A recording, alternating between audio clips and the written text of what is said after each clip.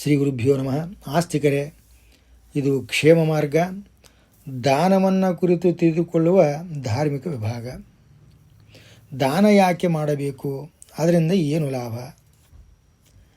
ತಾ ಕೊಟ್ಟದನ್ನು ತನಗೆ ಅರ್ಪಿಸಲು ಅನಂತ ಮಡಿ ಮಾಡಿ ಹಿಂತಿರುಗಿ ಕೊಡುವ ಅಂತ ದಾಸರಂದರು.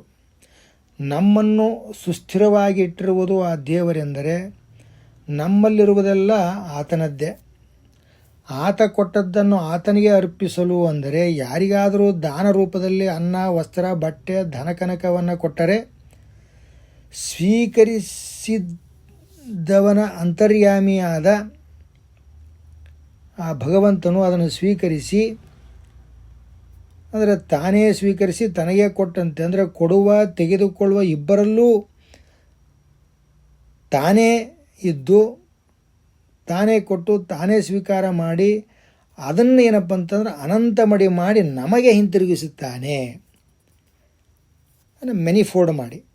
ಹಾಗಂತ ಮೆನಿಫೋಲ್ಡು ಮಾಡಿಕೊಳ್ಳುವಂಥ ಉದ್ದೇಶದಿಂದ ದಾನವನ್ನು ನಾವು ಕೊಡಬಾರದು. ಹಿಂದೆ ದೇವತೆಗಳು, ಮನುಷ್ಯರು, ದಾನವರು ಉಪದೇಶ ಪಡೆಯಬೇಕಂತಕ್ಕಂಥ ದೃಷ್ಟಿಯಿಂದ ಬ್ರಹ್ಮದೇವರ ಬಳಿಗೆ ಹೋದಾಗ ಬ್ರಹ್ಮದೇವರು ಅವರಿಗೆ ದ ದ ದ ಅಂತ ಉಪದೇಶ ಮಾಡಿದರು. ಮೊದಲನೇ ದ ಅಂದರೆ ದಮನ ಮಾಡಿರಿ. ದಮನ ಮಾಡಿರಿ ಅಂತಂದರೆ ಇಂದ್ರಿಯ ನಿಗ್ರಹ ಮಾಡೋದಕ್ಕೆ ದಮನ ಅಂತ ಹೇಳ್ಯಾರ ಅವರು. ಕೆಲವರು ಅದನ್ನು ಯಥಾವತ್ತು ತೊಗೊಂಡ್ಬಿಡ್ತಾರೆ. ದಮನ ಅಂದ್ಬಿಟ್ರೆ ಏನು ಅವರಿಗೆ ಸಿಕ್ಕಲ್ಲಿ ಕಂಡವರನ್ನು ಏನೆಂದರೆ ಅದರಿಂದ ದಮನ ಮಾಡುವುದೇ ಅವರ ಕಾರ್ಯ. ಹಾಗಾಗಬಾರ್ದು. ಒಬ್ಬ ವ್ಯಕ್ತಿ ಅವನಿಗೆ ಬಹಿರ್ದೇಶ ಸಮಸ್ಯೆ ಇತ್ತು, ವೈದ್ಯರ ಬಳಿಗೆ ಹೋಗ್ತಾನೆ. ಸ್ವಾಮಿ, ನನ್ನ ಸಮಸ್ಯೆ ಏನಾದರೂ ಔಷಧಿ ಕೊಡ್ರಿ ಅಂತ ಕೇಳಿದ. ವೈದ್ಯರಂದರು, ನೀನು ಹಣ್ಣುಗಳನ್ನು ಸಿಪ್ಪೆ ಸಮೇತ ತಿನ್ಬೇಕಪ್ಪ, ನಿನ್ನ ಸಮಸ್ಯೆ ಪರಿಹಾರ ಆಗ್ತದೆ ಅಂತ ಅವ್ರು ಹೇಳಿದರು. ಅವ ಮತ್ತೊಂದು ವಾರಕ್ಕೆ ಬಂದ. ಸ್ವಾಮಿ, ನನಗೆ ಹೊಟ್ಟೆನೂ ಭಾಳ ಬಾಧಿಸ್ಲಿಕ್ಕತ್ತದ, ನೀವು ಹೇಳ್ದಂಗೆ ಸಿಪ್ಪೆ ಸಮೇತ ಹಣ್ಣನ್ನು ತಿಂತಾ ಇದ್ದೀನಿ. ಸಿಪ್ಪೆ ಸಮೇತ ಹಣ್ಣನ್ನು ಯಾವ್ಯಾವ ಹಣ್ಣು ತಿಂತಿ ಅಂತ ಡಾಕ್ಟ್ರಿಗೆ ಕೇಳಿದರು. ಹಲಸಿನ ಹಣ್ಣು ತಿಂತೀನಿ ಅಂದವ. ಹೀಗಾಗಿ ಕೆಲವು ಯಥಾವತ್ತಾಗಿ ತೊಗೊಂಡ್ರು. ದಮನ ಅಂತಂದ್ಬಿಟ್ರೆ ಇಂದ್ರಿಯ ನಿಗ್ರಹ ಅಂತ ಇಲ್ಲಿ ಹೇಳ್ತಕ್ಕಂಥ ತಾತ್ಪರ್ಯ. ಆಮೇಲೆ ಇನ್ನೊಂದು ದ ಅಂತಂದರೆ ದಯೆ ಅಂತ. ಹಾಗಾದ್ರೆ ದಯೆ ಅಂತಂದ್ರೆ ಏನಪ್ಪ? ಯಾರೋ ಇತ್ತೀಚೆಗೆ ಹೇಳ್ತಾರೆ, ಹಿಂದೂಗಳಂದರೆ ಮತ್ತೊಂದು ಧರ್ಮದವರನ್ನು ದ್ವೇಷ ಮಾಡುವವರು ಅಂತ ಹೇಳಿಬಿಡ್ತಾರೆ. ಅವ್ರು ಹೇಳಿದರು ಅಂಥೇಳಿ ಅವರನ್ನು ನಾವು ದ್ವೇಷ ಮಾಡಬೇಕಾಗಿಲ್ಲ. ಅವರ ಬಗ್ಗೆ ದಯೆ ತೋರಿಸ್ಬೇಕು ನಾವು. ಯಾಕಂದ್ರೆ ದ್ವೇಷ ಮಾಡೋರೆಲ್ಲ ಹಿಂದೂಗಳಾಗಿದ್ದರೆ ಯಾರ್ಯಾರ ಗತಿ ಇವತ್ತು ಏನೇನು ಆಗ್ತಿತ್ತು ಅನ್ನೋದನ್ನು ಬೇರೆ ಹೇಳಬೇಕಾಗಿಲ್ಲ. ಹೀಗೆಲ್ಲ ಏನಪ್ಪ ಅಂದರೆ ತಲೆ ಬುಡ ಇಲ್ಲದೆ ಮಾತಾಡ್ತಕ್ಕಂಥವ್ರ ಮೇಲೆ ದಯೆ ತೋರಿಸ್ತಕ್ಕಂಥದ್ದು ನಾವು ಮಾಡಬೇಕು ಅಂಥೇಳಿ. ಇನ್ನೊಂದು ದ ಅಂತ ಹೇಳಿದರೆ ದಾನ ಅಂತ. ಹಾಗಾದರೆ ಯಾಕಿದು ದಾನ? ಕಾಮಸ್ಯಾಂತಂ ಚ ಕ್ಷತ್ರುಭ್ಯಾಂ ಕ್ರೋಧಸ್ಸೈ ತತ್ಫಲೋದಯಾತ ಜನೇಯಾತಿ ನ ಲೋಭಸ್ಯ ಜಿತ್ವಾ ಭುಕ್ತ್ವಾ ದಿಶೋ ಭುವಃ ಅಂತ ಭಾಗವತ ಹೇಳ್ತದೆ. ಕಾಮದ ನಾಶವಾಗುವುದೇ ಹಸಿವು ನೀರಡಿಕೆಗಳಿಂದ ದುರ್ಬಲನಾದಾಗ ಅಂತ. ನಮಗೆ ಹಸಿವಾತು, ನೀರಡಿಕೆ ಆತಂತಂದ್ರೆ ನಮಗೆ ಅದು ಬೇಕು ಇದು ಬೇಕು ಅಂತಕ್ಕಂಥ ಬೈಕೆಲ್ಲ ಹೋಗ್ಬಿಟ್ಟಿರ್ತದೆ. ಹೌದಲ್ಲ? ಅನ್ನ ನೀರು ಸಿಕ್ಕರೆ ಸಾಕನ್ನೋ ಸ್ಥಿತಿ ನಾವು ಬಂದಿರ್ತೀವಿ. ಇನ್ನು ಬೈದಾಡಿ, ಹೊಡೆದಾಡಿ, ಚೀರಾಡಿ ದಣ್ಕೊಂಡ್ಬಿಡ್ತೀವಲ್ಲರಿ, ಆವಾಗ ನಮ್ಮ ಕ್ರೋಧದ ನಾಶ ಆಗಿಬಿಡ್ತದೆ. ಕ್ರೋಧ ಬಂದುಬಿಟ್ಟಿರ್ತದೆ, ಎಲ್ಲರ ಮೇಲೆ ಚೀರಾಡಿ ಮೇಲೆ ತಣ್ಣಗಾಗಿ ಹೋಗ್ತೀವಿ. ಮುಗಿದೊತ್ತು ಕ್ರೋಧದ ನಾಶ ಆಯ್ತದೆ. ಆದರೆ ಈ ಲೋಭ ಅಂತಕ್ಕಂಥದ್ದು ಏನದಲ್ಲ, ಇದು 10 ದಿಕ್ಕನ್ನು ಗೆದ್ದಾಗಲೂ ಸಹಿತ ಇದು ಲೋಭದ ನಾಶ ಆಗೋದಿಲ್ಲ ಅಂತ. ಆದ್ದರಿಂದ ದಾನ ಮಾಡುವ ಮೂಲಕ ಈ ಲೋಭವನ್ನು ಜಯಿಸಬೇಕು ಅಂಥೇಳಿ ದಾನ ಮಾಡೋದಕ್ಕೆ ಒಂದು ಕಾರಣವನ್ನು ಹೇಳಿದರು. ಹಾಗಾದರೆ ಮತ್ತೊಂದು ಯಾವ ಕಾರಣಕ್ಕೆ ದಾನವನ್ನು ಮಾಡಬೇಕಂದ್ರೆ ನಮ್ಮ ಜ್ಞಾತಾಜ್ಞಾತ ಪಾಪಗಳ ನಾಶಕ್ಕೆ ದಾನವನ್ನು ನಾವು ಮಾಡಬೇಕು. ಹಾಗಾದ್ರೆ ದಾನ ಮಾಡಿದ್ರೆ ನಮ್ಮ ಪಾಪಗಳು ಹೇಗೆ ನಾಶ ಆಗ್ತವೆ ಅಂತ ಹೇಳಿದರೆ, ಅಲ್ಲಿ ಕೆಲವರು ಯೋಗ್ಯ ವ್ಯಕ್ತಿಗಳಿರ್ತಾರೆ. ಅವರಿಗೆ ನಾವು ದಾನ ಕೊಡುವುದರಿಂದ ಅವರು ನಿತ್ಯ ಆಚರಣೆಗಳಲ್ಲಿ ಜಪ ತಪ ಮಾಡ್ತಾ ಇರ್ತಾರೆ. ನಮ್ಮ ಪಾಪವನ್ನು ನಾಶ ಮಾಡುವುದಕ್ಕೆ ತಮ್ಮ ಜಪ ಮತ್ತು ತಪವನ್ನು ಅವರು ವಿನಿಯೋಗಿಸ್ತಾರೆ. ಆದ್ದರಿಂದ ಈ ದಾನವನ್ನು ನಾವು ಮಾಡಬೇಕು. ಆದ್ದರಿಂದ ದಾನಿಯು ದಾನ ಕೊಡಬೇಕಾದ್ರೆ ಪಾತ್ರರಾರೋ ಅಪಾತ್ರರಾರೋ ಅಂತಕ್ಕಂಥದ್ದನ್ನು ಕೂಲಂಕುಷವಾಗಿ ವಿಚಾರಿಸಬೇಕು. ಹಿಂದೆ ಜನಕ ಮಹಾರಾಜ ಒಂದಲ್ಲ ಎರಡಲ್ಲ 10 ಬಗೆಯ ವಿವಿಧ ವಿದ್ವತ್ ಸಭೆ ಏರ್ಪಡಿಸಿ ದಾನಕ್ಕೆ ಪಾತ್ರರಾರು ಅನ್ನುವುದನ್ನು ನಿಷ್ಕರ್ಷ ಮಾಡಿ ಯಾಜ್ಞವಲ್ಕ್ಯರೇ ಅದಕ್ಕೆ ಅರ್ಹರು ಅಂತ ನಿರ್ಣಯಿಸಿದ. ಜನಕ ಮಹಾರಾಜನು ದಾನದ ರೂಪದಲ್ಲಿ ನೀಡಿದ ಬಂಗಾರದ ನಿರ್ಜೀವ ಗೋವುಗಳಿಗೆ ಜೀವ ತುಂಬಿ ಆಶ್ರಮಕ್ಕೆ ಕರೆದೊಯ್ದ ಯಾಜ್ಞವಲ್ಕ್ಯರ ಸಾಮಾನ್ಯದ್ದೇನ್ರಿ. ಒಂದೇ ಒಂದು ಬಂಗಾರದ ಆಕಳು ಸಿಗುವುದಾದರೆ ನೂರಾರು ಸಾವಿರಾರು ಜೀವಂತ ಆಕಳುಗಳನ್ನು ಕೊಟ್ಟು ಬಿಡುವ ಕಾಲದಲ್ಲಿ ನಾವಿದ್ದೇವೆ.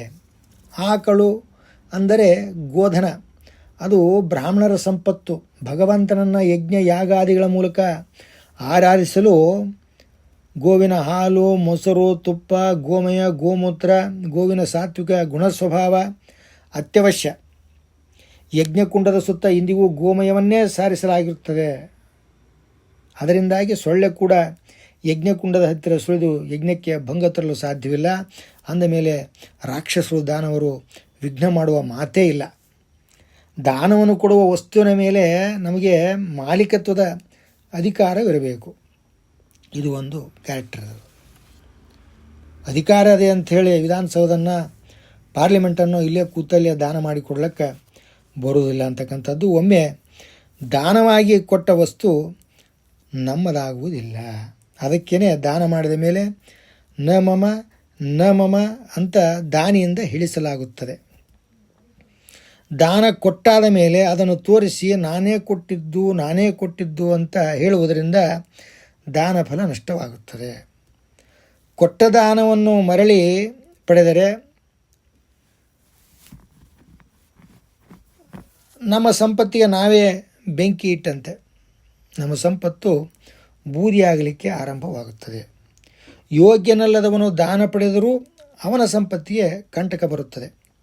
ಆದ್ದರಿಂದ ವಿದ್ಯೆ, ತಪಸ್ಸು ಮತ್ತು ಪವಿತ್ರಾಚರಣೆ ಮಾಡುವವರಿಗೆ ಮಾತ್ರ ದಾನ ಸ್ವೀಕರಿಸುವ ಯೋಗ್ಯ ಇರುತ್ತದೆ. ಅನ್ನದಾನ, ನೀರ್ದಾನ, ಇದನ್ನು ನೀರಡಿಸಿದವನು ನೀರ್ದಾನ ಮಾಡುವುದು ಅವನ ಜಾತಿ ಕುಲ ನೋಡಬೇಕಾಗಿಲ್ಲ. ಹಸ್ತವನಿಗೆ ಅನ್ನದಾನ ಮಾಡುವುದು ಅವನ ಜಾತಿ ಕುಲ ನೋಡಬೇಕಾಗಿಲ್ಲ. ಆದರೆ ವಿಶೇಷವಾಗಿ ದಾನಗಳನ್ನು ಕೊಡ್ತೀವಿ ನಾವು. ಭೂಮಿ, ಧನ, ಕನಕ, ವಸ್ತ್ರ, ಇನ್ನೊಂದು ಮುನ್ನೊಂದು ಇದನ್ನೆಲ್ಲ ಕೊಡಬೇಕಾದ್ರೆ ಅಲ್ಲಿ ಏನಪ್ಪ ಅಂತಂದ್ರೆ ಒಳ್ಳೆಯ ಪವಿತ್ರ ಆಚರಣೆಗಳಂಥ ಜ್ಞಾನಿ ಮಾತ್ರ ಕೊಡಬೇಕು ಅಂತಕ್ಕಂಥದ್ದನ್ನು ಇಲ್ಲಿ ಹೇಳಿದ್ದಾರೆ. ಅದಾದ ನಂತರ ದಾನ ಕೊಡುವುದಾಗಿ ಘೋಷಿಸಿ ಕೊಟ್ಬಿಡ್ತೀನಿ ರೀ ದಾನ ಅಂತ ಹೇಳೋದು, ಅವ್ನ ಕರೆಸಿಬಿಡೋದು, ಹೇಳ್ಬಿಡೋದು, ಅದನ್ನು ಕೊಡ್ಲಿಕ್ಕೆ ಭಾಳಷ್ಟು ವಿಳಂಬ ಮಾಡೋದು, ಆ ರೀತಿ ಮಾಡಲಿಕ್ಕೆ ಶಾಸ್ತ್ರಗಳಲ್ಲಿ ಅವಕಾಶವಿಲ್ಲ. ಇನ್ನು ದಾನದಲ್ಲಿ 3 ವಿಧ: ಸಾತ್ವಿಕ ದಾನ, ರಾಜಸ ದಾನ ಮತ್ತು ತಾಮಸ ದಾನ ಅಂಥೇಳಿ. ದೇಶ, ಕಾಲ, ಪಾತ್ರಗಳನ್ನು ತಿಳಿದುಕೊಂಡು ಯಾವ ಫಲವನ್ನು ಅಪೇಕ್ಷಿಸದೆ ಮಾಡ್ತಕ್ಕಂಥ ದಾನವು ಸಾತ್ವಿಕ. ನಮ್ಮ ತಾತನ ಕಾಲದೊಳಗೆ ಮಾಡ್ತಾ ಇದ್ದಂಥ ದಾನ ಪ್ರಮಾಣವನ್ನೇ ಇವತ್ತಿಗೂ ನಾನು ಅನುಸರಿಸ್ಕೊಂಡು ಬಂದೀನಿ ರೀ. ಹೀಗಾಗಿ ಅವತ್ತು ನಮ್ಮ ತಾತ 1 ರೂಪಾಯಿ ಕೊಡ್ತಿದ್ದ, ಇವತ್ತು ನಾನು 1 ರೂಪಾಯಿನೇ ಕೊಡೋದು ಅಂಥೇಳಿ ಈ ರೀತಿ ದಾನ ಮಾಡಿದರೆ ಅದು ಸಾತ್ವಿಕ ದಾನ ಆಗಲಾರದು. ಈ ಅಧಿಕ ಮಾಸದೊಳಗೆ ದಾನ ಮಾಡುವುದನ್ನು ಇತ್ತೀಚಿನ ದಿನಗಳಲ್ಲಿ ಭಾಳಷ್ಟು ಜನ ಪಾಲಿಸಿಕೊಂಡು ಬರಲಿಕ್ಕೆ ಹಂಬಲಿಸ್ತಾ ಇದ್ದಾರೆ. ಆದರೆ ಅಲ್ಲಿ ಶುದ್ಧವಾಗಿ ಸರಿಯಾಗಿ ಬೇಯಿಸಿದ ತಿನ್ನಲು ಯೋಗ್ಯವಾದ ಅಪೂಪವನ್ನು ದಾನ ಮಾಡಬೇಕೆಂಬ ವ್ಯಕ್ತಿಗಳು ತೀರಾ ವಿರಳ. ಅಂಥ ದಾನದಿಂದ ಏನೂ ಪ್ರಯೋಜನ ಇಲ್ಲ.